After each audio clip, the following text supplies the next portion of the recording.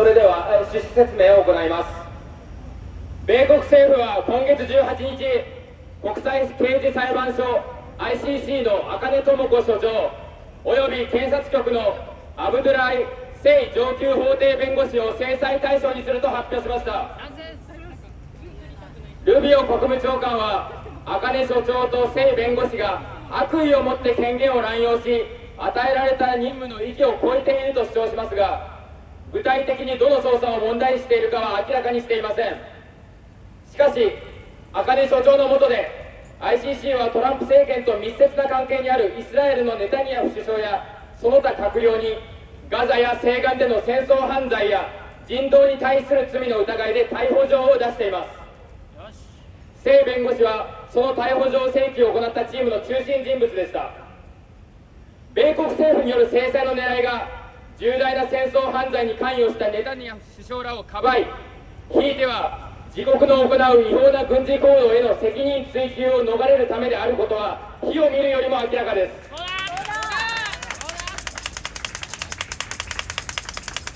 米国政府は Icc は偏った政治的意図に基づきイスラエルを標的にしていると主張します。しかし彼らは Icc が2023年10月7日の軍事攻撃を指揮したハマス幹部にも逮捕状を出していることを無視しています。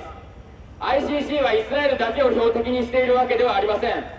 ハマス幹部の逮捕と裁判が永久に不可能になったのはイスラエル軍に勝手に殺害されたからです。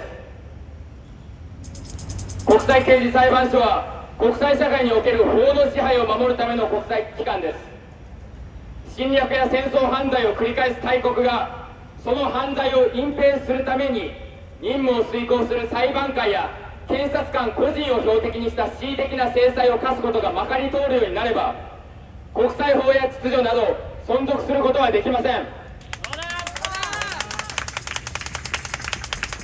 日本に住む市民である私たちも国際社会の一員として米国政府の国際社会そのものに対する攻撃に抗議し立ち向かう姿勢を示す責任があります。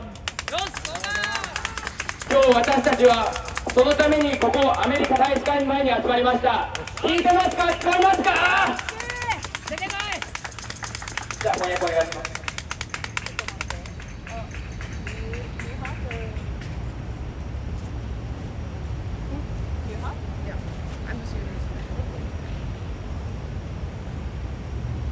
3 days ago, the U.S. government announced sanctions against Icc prosecutor Akane Tomoko and senior trial attorney Abdullah Sayed of the Office of the Prosecutor. Secretary of State Rubio claimed the prosecutor Akane and attorney Sayed maliciously abused their authority and exceeded the scope of their mandate, though he did not specify which investigations were at issue.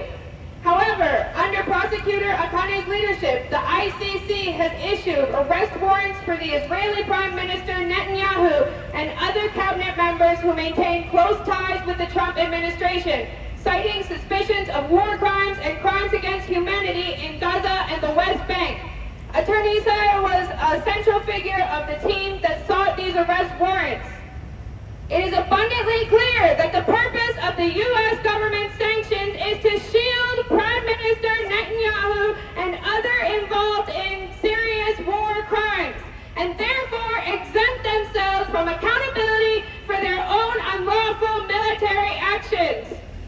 The U.S. government claims that the Icc is targeting Israel based on biased political motives, but it ignores the fact that the Icc also issued arrest warrants for Hamas leaders who directed the military attack on October 7, 2023, but they were killed by the Israeli military.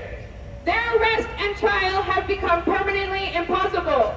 The International Criminal Court is an international institution established to uphold the rule of law in the international community. If arbitrary sanctions against judges and prosecutors carrying out their duties become acceptable, sanctions imposed by major powers committing repeated aggression and war crimes to conceal those crimes, then international law and order cannot endure. We as citizens living in Japan also have a responsibility as members of the international community to protest and stand against Today we have